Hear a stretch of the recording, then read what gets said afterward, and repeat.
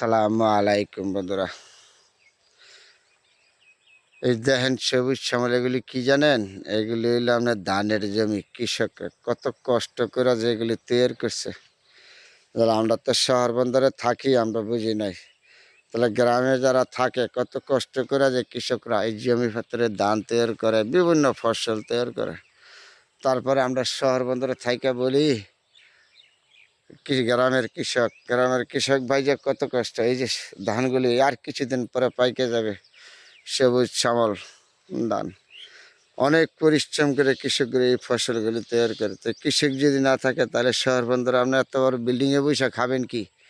কৃষকদের অবদান হলো আমাদের বাংলাদেশের সর্বোচ্চ বড় অবদান, কিন্তু তারপরেও কৃষকদেরকে আমরা মূল্যায়ন করতে পারি না। এটা হলো আমাদের সর্বোচ্চ ব্যর্থতা। যেখানে দেখেন, তাহলে বর্তমান সময়টা কৃষকদের জন্য আমাদের বেশি অগ্রাধিকার দেওয়া উচিত যে কোনো জিনিস। তবে জিনিসপত্রের দাম বেশি অনেক। সার এগুলো যে তৈরি করে কৃষকরা, এগুলোর মধ্যে অনেক টাকা খরচ হয়। তারপরে দেশে বদলির দাম বেশি, অনেক দাম বদলিরা কুলাইতে পারে না কৃষকরা।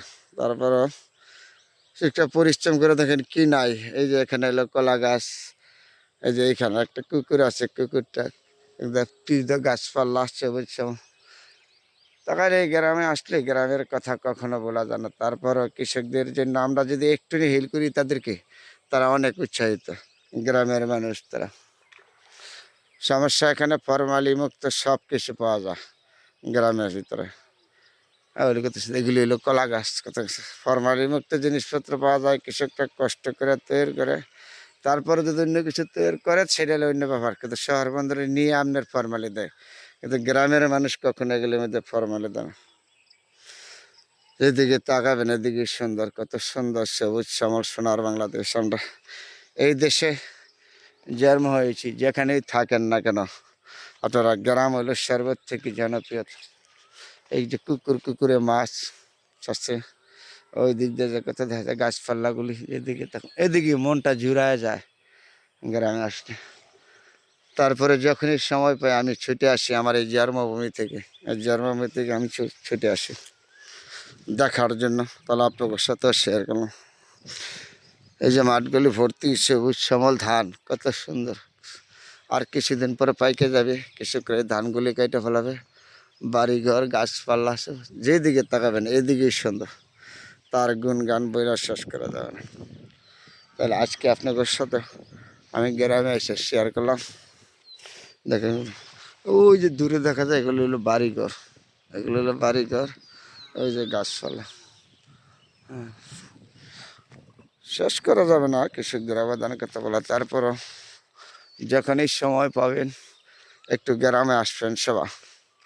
এ দেশ আপনার আমার, আপনি এ দেশের প্রতি ভালোবাসা, আমাদের আন্তরিকতা থাকতে হবে। আন্তরিকতা না থাকলে কখনো আমি কোনো কিছু করতে পারবো না।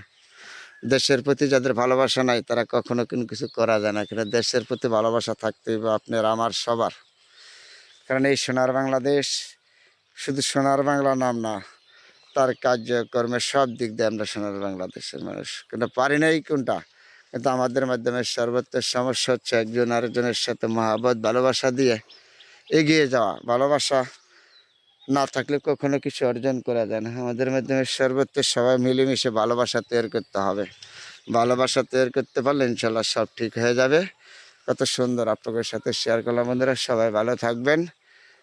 এটা হলো জন্মভূমি এলাকা।